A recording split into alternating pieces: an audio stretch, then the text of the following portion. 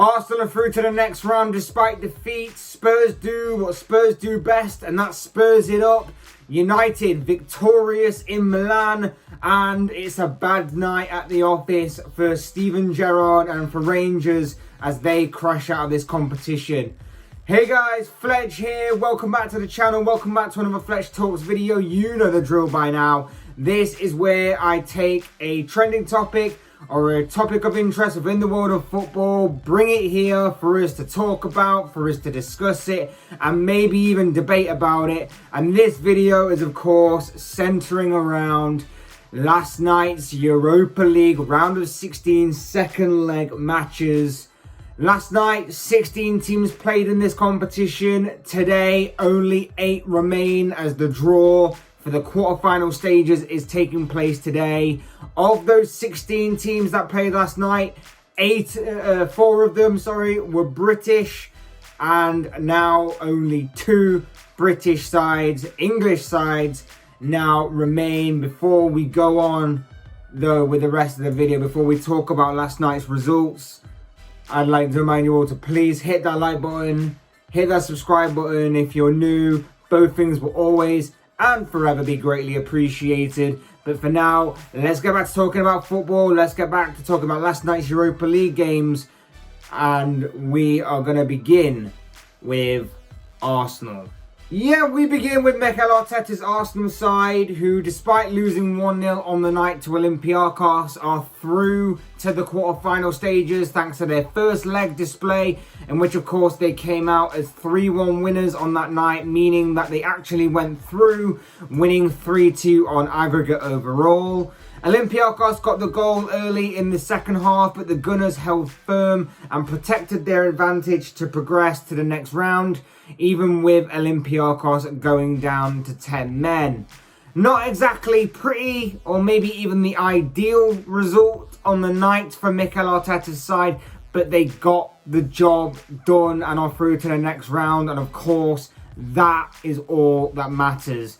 Of course, never say never, but top 4 does seem to be a bit of a stretch for this Arsenal side currently this season. So winning this competition will be probably their only way for this club to reach next season's Champions League and play Champions League football for the next campaign, it seems. And they very much have the capabilities and the quality, of course, to do just that. They very much have all the assets needed to possibly go on and win this competition.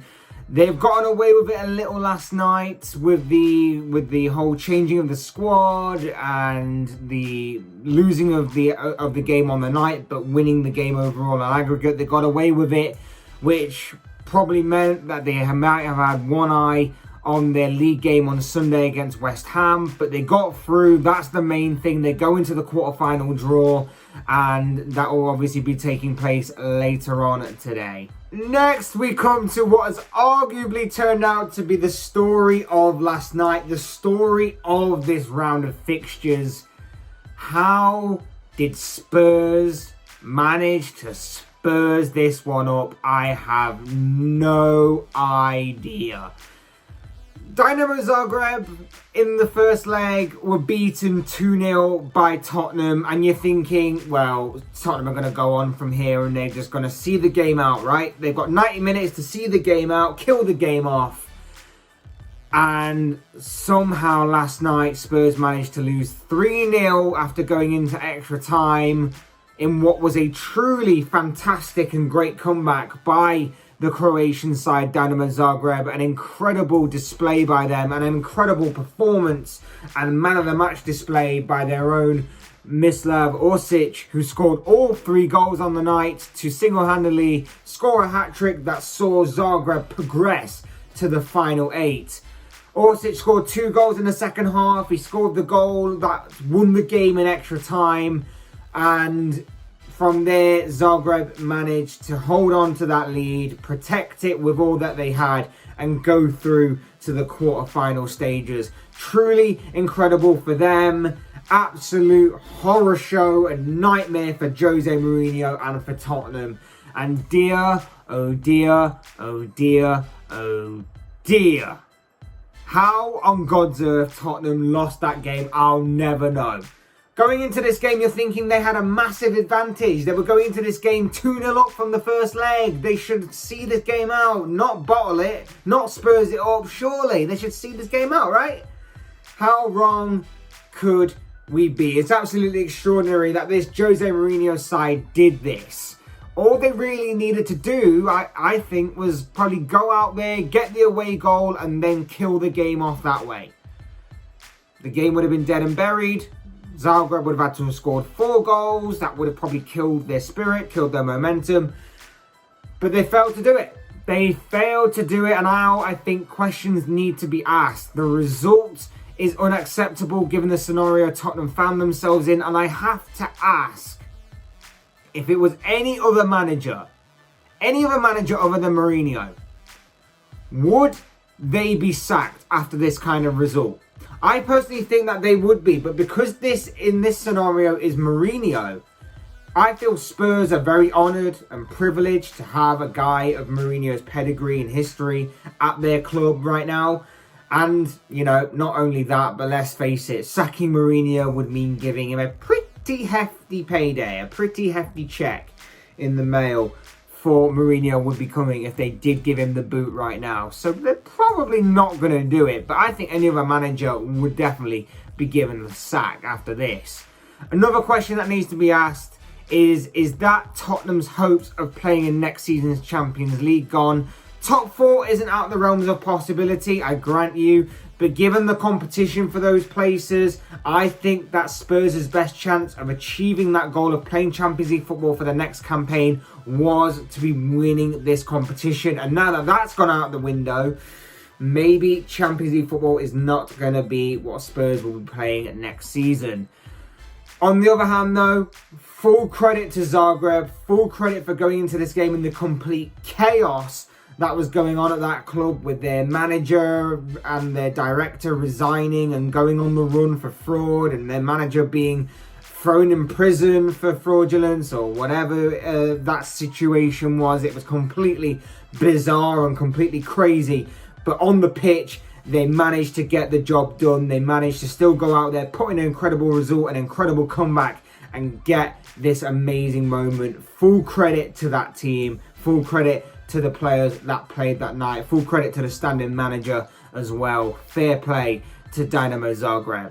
Next, we look at Manchester United, who are through to the final 8 after beating AC Milan 1-0 at the San Siro to take an aggregate scoreline of 2-1 in United's favour.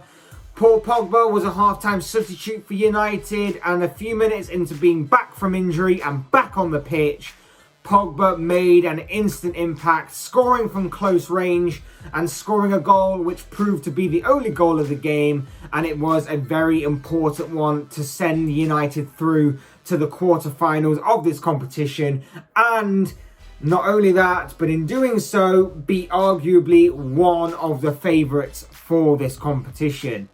Does that now mean that United are favourites to win the Europa League? They definitely have the squad to do it. Or is this another case of Solskjaer getting closer to another semi-final where he'll then be blowing it? They have the quality to get to the final at least this season. At least the final, they have the quality to do so. There's still obviously a lot of football to be played between then and there. There are still a lot of tricky games that could crop up between the quarterfinals and the final, of course, in the next couple of rounds. But beating one of the favourites here is a big statement and a huge confidence boost to this team for everybody involved. And also, not only that, but seeing Paul Pogba back on the pitch, back in the team, making an instant impact in this game so soon after coming on as a substitute and returning so soon, returning soon after an injury, of course, will surely please everybody involved with United as well. It was a proper feel-good night for United, and something that they can build upon and see where this will take them in this competition. And the last of the British teams takes us to Rangers. A bitter disappointment for Steven Gerrard's side last night, as they had a horror of a night where they crashed out of the Europa League at the hands of Slavia Prague. The away side scored in the first half to cancel out Rangers' away goal, and then in the second half, Rangers had 2 players sent off in quick succession before Prague went on to score their second goal of the night, making it 3-1 on aggregate in their favour and killing the tie dead. Look, understatement of the century is probably saying that this was a bad day at the office for Rangers. It was not a good night at all for them. Gerrard, though, will learn from this experience. His players will learn from this experience. This game also did get overshadowed by an alleged racist incident. So if that proves to be true, then it just goes worse. And obviously it has no... it's not welcome in any form of life, any form of society, and football is no exception to that. So if that is the case, then that is an absolute joke, especially with the whole campaigns that all football is seemingly running right now. They say no to racism, kick racism out of football. Absolute joke that is to happen, and completely ridiculous. And it overshadowed what was a game in which, yes, Rangers did deserve to probably lose, but at the same time, that has no need for it in this game. Back to the football though, Rangers probably did deserve to lose. Gerrard will learn from this, the players will learn from this, but it takes nothing away from what Gerrard has achieved this season with Rangers from when he first took over to now. It's truly been a great journey, a great season for Rangers, and they can take a lot of heart from this and learn from this going forward. And now, of course, they can turn their attention to the Old Firm derby on Sunday, where they take on Celtic, as they go into that game for the first time in quite a while, champions of Scotland. And I'm sure that Celtic will only be too pleased to give them probably a guard of honour for having achieved that goal. Elsewhere in the Europa League last night, Spanish side Granada are through to the quarterfinals despite losing 2-1 on the night, as it meant that they went through 3-2 on aggregate. Might have defied expectations by getting this far, the Spanish side, but it will be interesting to see who they get in the draw later on today. Also last night, Roma are also through to the final 8 after they took a 2-1 win against Shakhtar on the night and a 5-1 win on aggregate. They took a 3-0 lead going into this game in Roma, meaning they already had pretty much one foot in the door of the quarterfinal stage, and it was all about finishing the job in a professional manager last night, which they managed to achieve thanks to a 2-1 victory on the night to make it 5-1 on aggregate in favour of the Italian side. Roma could be a club to really look out for in this competition. They could be a club that particularly, should they get a favourable draw, might go on to at least make it to the semi-final. So Roma, definitely a team to look out for in this. Also through our Dutch side Ajax, following a comfortable 2-0 victory on the night over Swiss side Young Boys, with the scoreline being 5-0 on aggregate. Ajax will be a strong contender, you feel, this season for this competition. They'll certainly be a name to look out for when the draw happens later. We wait and see where the Dutch side go from here. And finally, Villarreal are also through to the quarterfinals after a 2-0 victory over Dynamo Kiev. A scoreline which reads 4-0 on aggregate in favour of the Spanish side. It turned out to be a fairly comfortable victory in the end for Villarreal here. They could be a tricky game or a tricky draw for whoever draws them in the next round, you feel. Villarreal may be a side to look out for going forward, and we just wait and see, obviously, who they draw in the final 8. But of course, as I always say, these are just my thoughts, my comments, my opinions, predictions, whatever you want to call them on this particular topic. I want to know what you guys think. What did you make of last night's Europa League results? What did you make of the teams to qualify? What did you make of the teams to be knocked out? Particularly that Spurs result. Spurs fans, what are you thinking? What are you thinking about the manager? And of course, rival fans, how much did you laugh last night? No, in all seriousness. Tottenham fans, what are you thinking after last night's results? I'd love to know your thoughts, your comments, opinions, predictions down below in the comment section. Also, who would you like to get in the next round, and who do you think would go on to win this competition? All them things to do with this competition, I'd like to know your thoughts, comments, opinions, predictions down below in the comment section. I'm sure they'll all make for interesting reading. Otherwise, hit that like button on the way out if you enjoyed the video. Subscribe if you're new or want to see more content like this. Both things will always and forever be greatly appreciated. And as always, thank you all so much for watching and listening. I've been Fletch. This has been another Fletch Talks video, and I will see and speak to you all again soon in another video.